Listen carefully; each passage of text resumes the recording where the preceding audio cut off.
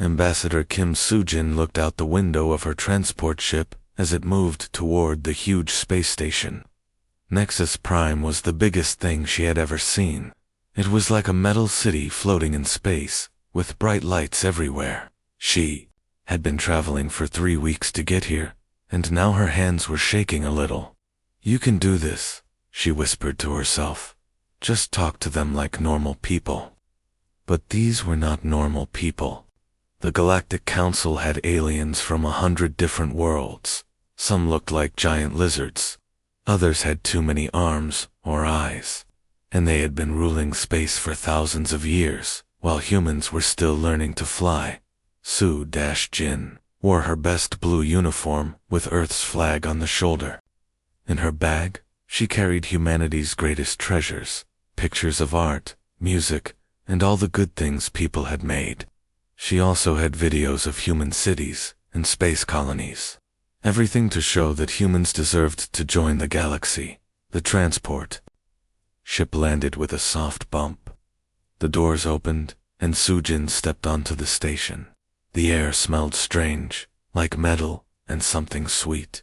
Alien beings walked past her, some floating, some crawling on the walls. None of them looked at her. Tall robot guided her through long hallways. The walls were covered with strange writing and pictures of battles from long ago. Everything was designed to make visitors feel small and scared. It was working. The main council room was enormous. Thousands of seats rose up like a mountain, filled with creatures Soo-jin had only seen in pictures. At the very top sat the most important aliens, the Vorthok Empire. They looked like giant lizards, wearing golden armor. Their eyes were cold and yellow dot. High Commander Dekvar was the biggest of them all. His scales were dark green, and scars covered his face. When he spoke, his voice was like breaking rocks. "So, the humans finally come to grovel." Soo-jin walked to the center of the room. A spotlight shone down on her, making her feel like she was on trial. Thousands of alien eyes watched her every move. Her heart was beating so fast she thought everyone could hear it. "Honored members of the Galactic Council," she began, her voice steady despite her fear. "I come before you as Ambassador Kim Soo of Earth. We seek peaceful membership in your great alliance." Some aliens laughed. It sounded like broken glass mixed with animal growls. Dekvar raised one clawed hand, and the room became silent. "Show us what makes humans special," he said with a cruel smile. "Entertain us." Soo-jin activated her hologram projector. Images of Earth filled the air above her. Green forests, blue oceans, snow-covered mountains, cities at night glowing with warm lights, children playing in parks, families eating together. "This is our world," she said. "We have learned to live in peace with each other. We have made beautiful music, amazing art, and we have reached for the stars with hope in our hearts." The images changed to show human achievements. Hospitals where doctors saved lives, schools where children learned, spaceships exploring new worlds, farms that could grow food on dead planets. "We offer our knowledge freely to any who need it. We offer our friendship to all who would accept it. We ask only for the chance to learn from your wisdom and share our own." But the aliens were not impressed. Many were talking among themselves, not even watching. Others looked bored. A few were sleeping. Dekvar yawned, showing rows of sharp teeth. "Primitives. You think flying between a few planets makes you worthy of sitting with your betters. We have ruled this galaxy for 5,000 years. Your entire civilization is younger than my breakfast." Other Vorthok leaders nodded and made clicking sounds with their tongues. "They smell of dirt and sweat," one said. "How can they represent anything important?" Soo-jin felt her face get hot, but she kept calm. "We may be young, but we learn quickly. We have ended wars on our world. We have cured diseases that killed millions. We have built cities that float in space and farms that bloom in deserts." "Tricks." Dekvar waved one massive hand. "Children, playing with toys. You will accept probationary status under our guidance. You will do as you are told. Your ships will carry our flags. Your worlds will pay tribute to us. This is generous. Other young species get nothing. The room erupted in sounds of agreement. Clicks, hisses, roars, and strange music-like noises. All saying the same thing: humans should be grateful for scraps. Sujin looked around the room. She saw the truth. Now, this was not about justice or fairness. This was about power. The Vorthok stayed on top by keeping everyone else down. They did not want partners. They wanted servants.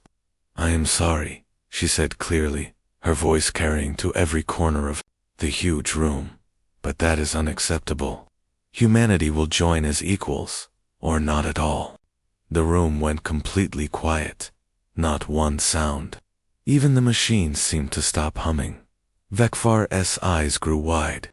His mouth opened, showing all those terrible teeth. For a moment, he could not speak. Then his voice came out like thunder. "What did you say?" "We refuse," Sujin repeated. "We choose freedom over slavery. We choose dignity over submission." And in that moment, everything changed. The silence in the great hall felt like death itself. Detvar's yellow eyes burned with fury that had been building for thousands of years. No one had ever said no to him. Not once. "Guards." His voice shook the entire room like an earthquake. "Seize this insolent creature." Sujin stepped backward, her heart hammering in her chest. "Wait, I am a diplomat. I have immunity under galactic law." But the Vorthot guards were already moving. They were huge beings covered in black armor, each one twice as tall as Sujin. Their weapons glowed with deadly energy. Their footsteps made the floor shake as they marched toward her. "I claim diplomatic protection," Sujin shouted, pulling out her official papers.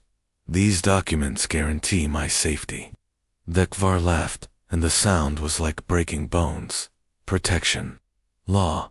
You are nothing but meat that learned to talk. Your papers are worth less than the air you breathe."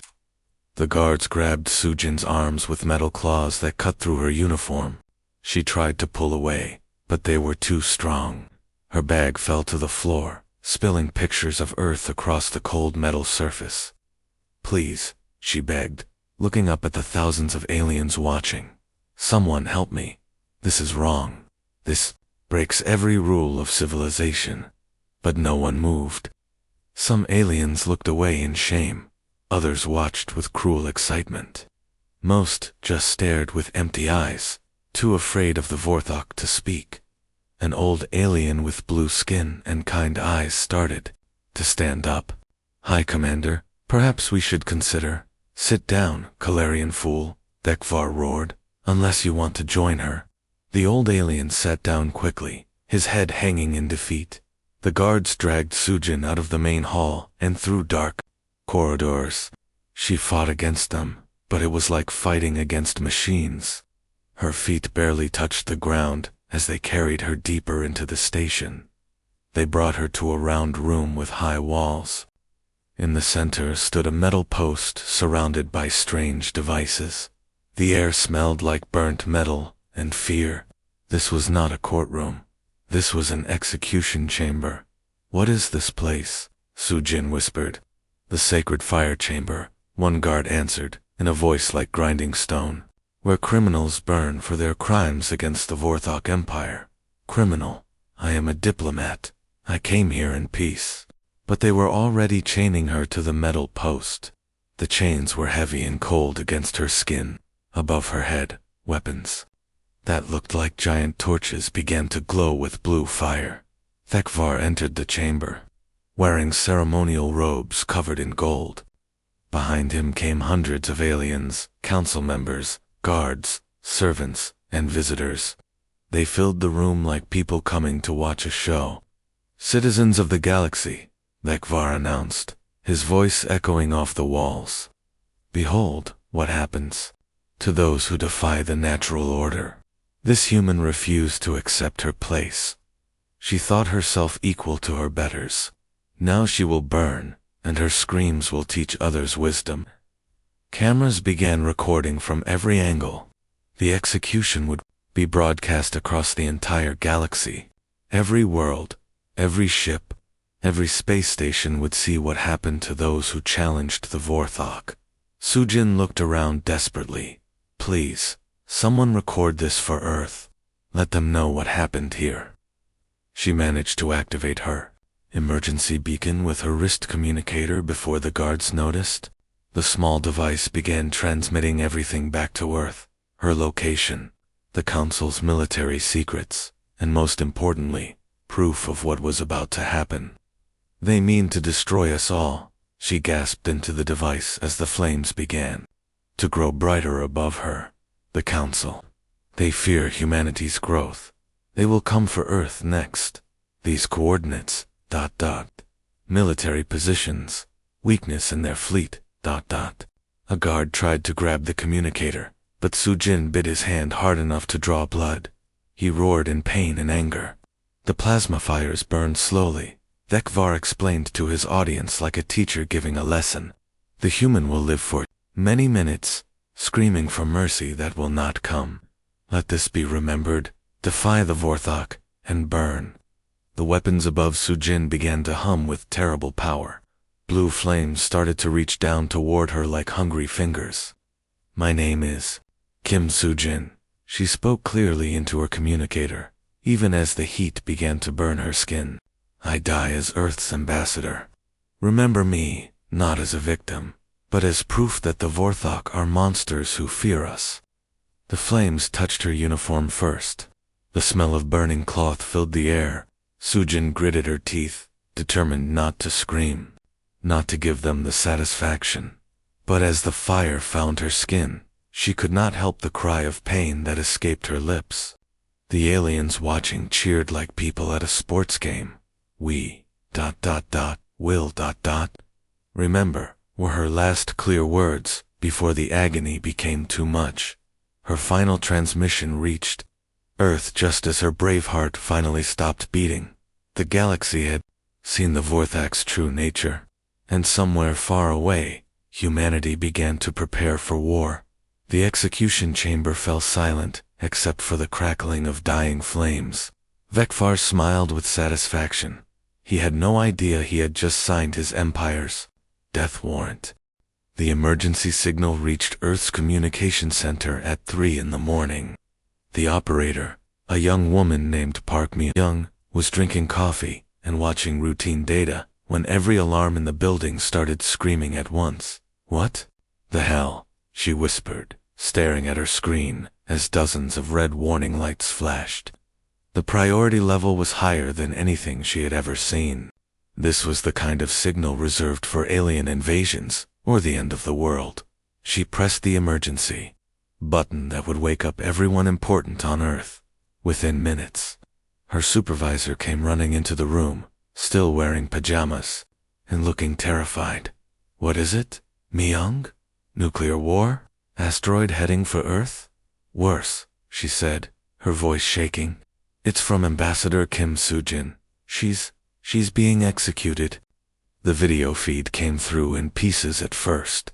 Static and broken images. Then it became clear, and both of them wished it hadn't.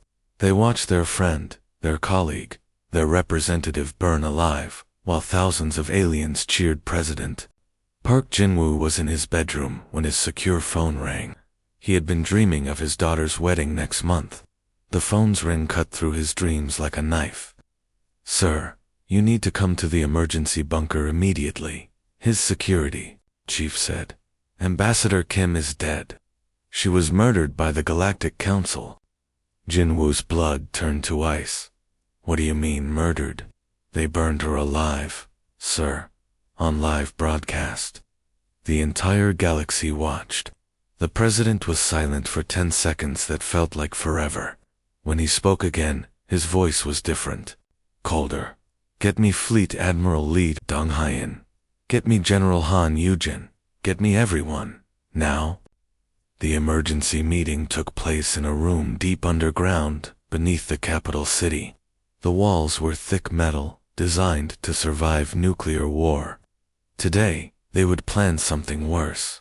Admiral Lee Dong-hyun entered the room, looking like he had aged 10 years in one night. His uniform was wrinkled, his eyes red with either exhaustion or rage. "Mr. President, I've watched the footage 12 times. They tortured our diplomat to death for entertainment." General Han Yujin slammed her fist on the table so hard it cracked. "They broadcast it like a game show." The aliens were cheering, placing bets on how long she would scream. Intelligence Director Choi Minesio activated the holographic display. Sujin's final transmission played in the air above the table. Her voice, breaking with pain but still clear, giving them military secrets, even as she died. "She died gathering intelligence on their fleet positions," Choi said quietly. "Ship numbers, weapon types, defensive capabilities. Even while burning, she was still serving Earth." President Jinwoo watched the footage one more time. He saw Sujin's face, brave and defiant, even at the end. He saw the aliens laughing at her pain. He saw the Vorthok commander watching with pleasure as a human being was murdered for sport. "Gentlemen, ladies," he said finally, "what are our options?" "We could protest through diplomatic channels," suggested Foreign Minister Yang Hee-sun. "Demand an apology, threaten economic sanctions." "They just burned our diplomat alive," Admiral Lee said. "You think they care about sanctions?" "We could ask for help from other alien species," Yang continued. "Surely some of them disagree with what happened." "Did you see any of them try to help her?" General Han asked. "They all just sat there and watched. They're all cowards or monsters." Director Choi brought up more displays. "According to Sujin's intelligence, the Vorthok rule through fear. They've been the strongest power for 5,000 years. No one challenges them because everyone remembers what happens to those who try." President Jinwoo stood up and walked to the display showing Earth from space. His beautiful blue world, full of people who trusted him to keep them safe. "The Vorthok think we're weak," he said. "They think we'll beg for mercy or hide in our corner of space. They don't understand humans at all." He turned back to the group. "Admiral Lee, how long would it take to mobilize our entire fleet?" "Our entire fleet, sir. Every ship we have. About 6 months for full mobilization. Not just military ships. Every ship. Cargo vessels, mining ships, research vessels, private yachts, everything that can mount a weapon or carry troops." Admiral Lee's eyes widened. "Sir, that would be our entire space-capable civilization. Nearly 10,000 ships. Good. General Han, how many soldiers can we put in space? If we draft everyone eligible and train them quickly, maybe 2 million combat troops." "But sir, the Vorthok Empire has worlds with billions of soldiers. They have billions of subjects," Jinwoo corrected. "We have millions of humans who are very, very angry." Director Choi leaned forward. "Mr. President, are you talking about total war against the most powerful empire in the galaxy?" Jinwoo looked at each of them in turn. These were good people, smart people, peaceful people. They had all hoped to join the galaxy in friendship. That dream died with Sujin in the flames. "They want to teach us our place in the universe?" he said quietly. "Fine, we'll teach them ours. Draft a declaration of war. Send it to every world, every species, every ship in known space." "What should it say, sir?" Jinwoo smiled, but there was no warmth in it. "Keep it simple. You burned our diplomat. We remember. We come. Earth never forgives." The room fell silent. Everyone understood. The time for diplomacy was over. Humanity was going to war. 6 months had passed since Ambassador Kim Soo-jin died in flames. The galaxy had almost forgotten about the small human species and their angry words. The Vorthok Empire continued ruling as they always had, crushing anyone who dared to question. Their Power. High Commander Thekvar was eating his morning meal when the first reports came in. His aide, a nervous creature with too many eyes, rushed into his dining chamber, looking terrified. "My lord, we have a problem."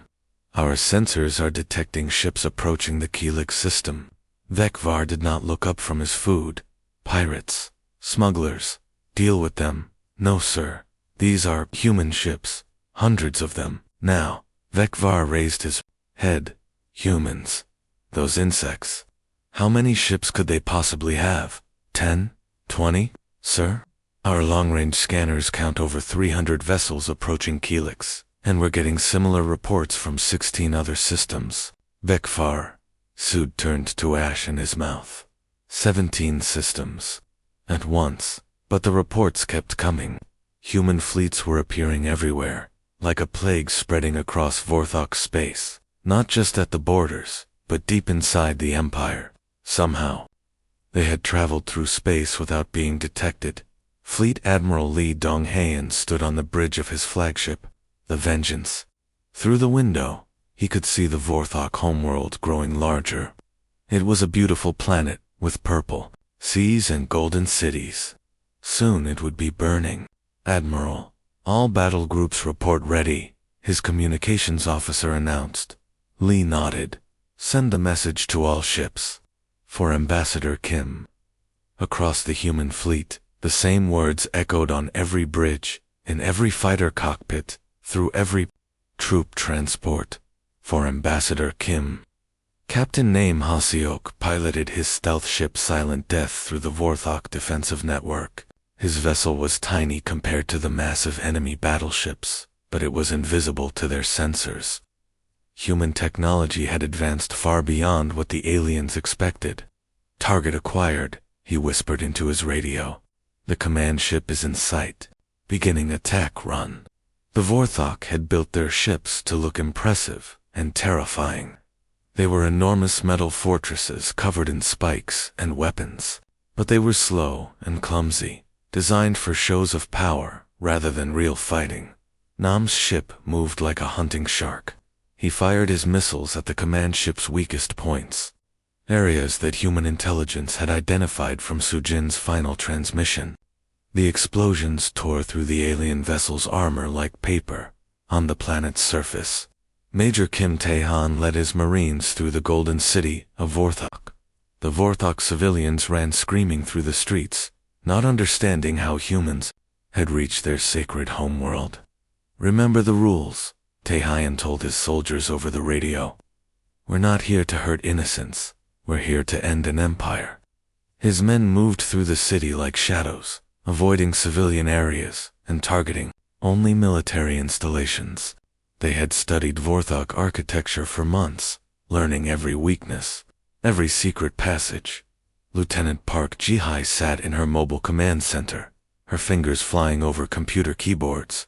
She was humanity's best cyber warrior, and today, she was going to turn the Vorthok's own technology against them. I'm in their defense network, she reported, shutting down their orbital weapons, now. Their communication systems, down their power grid, goodbye. One by one, the lights went out across the Vorthok capital city. Their mighty shields flickered and died.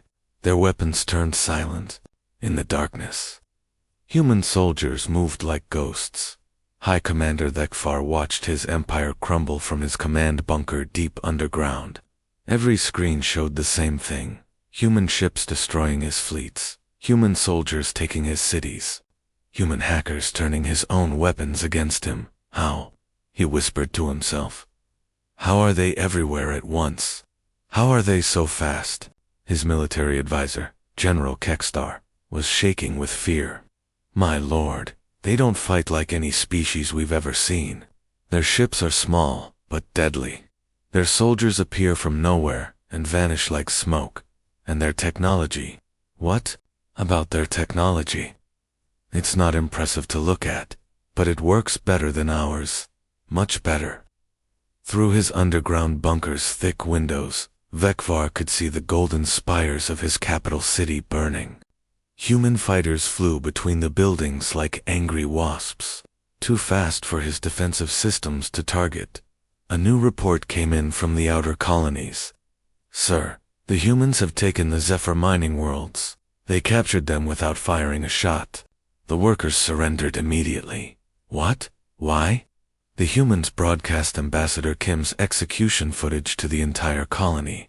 They told the workers they could surrender peacefully, or face the same fate as those who killed their diplomat. More reports flooded in, system after system falling to human forces. Not through brutal conquest, but through calculated precision. The humans seem to know exactly where to strike and when. They're not trying to rule us, General Kekstar realized. They're trying to destroy us completely. Thekvar finally understood. This was not a war of conquest. This was extermination. The humans had not come to build an empire. They had come to tear down the one that had murdered their representative, in space above the homeworld. Admiral Lee watched Vorthok ships explode like fireworks. His enemy had ruled for 5,000 years through fear and brutality. But they had never faced an enemy that felt no fear and showed no mercy. Status report, he ordered. Sir Vorthok resistance is collapsing across all fronts. Their commanders are surrendering faster than we can accept the surrenders. Lee smiled coldly. Good. Send a message to High Commander Thekvar. Tell him we're coming for him personally. The galaxy was learning a new lesson. Never burn a human diplomat. The war lasted 18 months, but it felt like forever to the Vorthok Empire. Every day brought news of another defeat, another world lost, another fleet destroyed. The mighty empire that had ruled for 5,000 years was dying, and everyone knew it, High Commander. Thekvar sat in chains aboard the human flagship Vengeance. His golden armor was gone, replaced by simple prisoner clothes. His proud scales were dull and scarred. The most powerful being in the galaxy had become just another defeated enemy. Fleet Admiral Lee Donghan stood before him, still wearing his battle uniform. Behind Lee stood other human officers, Captain Name, Hoseok, Major Kim Taehyun, Lieutenant Park Ji-hai, all the warriors who had brought down an empire. You killed our diplomat, Lee said simply. Now your empire is dead. Thekvar's yellow eyes burned with hatred, but also with fear. What do you want? Tribute, territory, slaves. Name your price for mercy. Lee shook his head. We don't want your money or your planets. We want justice. Through the ship's windows, they could see the former Galactic Council headquarters, but it looked different now. The Vorthok symbols had been removed and replaced with a simple memorial, a statue of Ambassador Kim Soo-jin, holding Earth's flag. President Park Jin-woo had traveled from Earth for this moment. He walked into the great assembly hall where Soo had died, but everything was different now. The throne where Thekvar had sat was gone. The walls that showed Vorthok victories were covered with images of peaceful worlds and happy families from 100 different species. Citizens of the galaxy, President Park announced to the gathered representatives. The Galactic Council is finished. Today we start something new, the Interstellar Federation, a union of equals, not masters and slaves. The alien representatives sat quietly, still afraid to speak. Many of them had watched Soo-jin's execution without helping her. Now they wondered what humans would do to them. An old blue-skinned Kalarian named Elder Zixon stood up slowly. He was the same alien who had tried to help Soo-jin during her final moments. President Park, what will happen to those of us who served the old council? Park looked at him kindly. Elder Zixon, you tried to save our ambassador when others stayed silent. The Federation remembers its friends. We also remember those who did nothing. Judge Yoon Sung-min had been Earth's most respected legal expert before the war. Now he sat at the head of a special court created to decide Thekvar's fate. The trial was broadcast to every world in the galaxy, just like Soo-jin's execution had been. High Commander Thekvar, Judge Yoon said formally. You are charged with the murder of a diplomatic representative, a crime against all civilized law. How do you answer? Thekvar's voice was barely a whisper. I was protecting my empire's honor by burning an unarmed woman alive. She She refused to show proper respect. Judge Yoon held up a recording device. Sujin's final transmission played for everyone to hear. Her voice, brave and clear, even as flames consumed her, giving Earth the intelligence that would destroy the Vorthok Empire. This woman died gathering the information we needed to defeat you, the judge said. Even in her final moments, she was serving her people. That is honor, High Commander. What you did was murder. The sentence was not death. Instead, they would live in exile on a small empty world, where he could watch the galaxy become everything he had tried to prevent. He would see former slaves become free citizens. He would see the weak become strong. He would see cooperation replace conquest. Captain Oh Sung-won, of the new Terran Peacekeeping Force, stood before the assembled aliens. His uniform was simple, blue and white, not the terrifying black armor the Vorthok had worn. The Federation has simple rules, he announced. All species are equal. All worlds govern themselves, trade freely, explore peacefully, help each other grow, and most importantly, diplomats are sacred. Anyone who harms an ambassador faces Earth's full military power. A small alien with green fur raised his hand nervously. Captain, what if we make mistakes?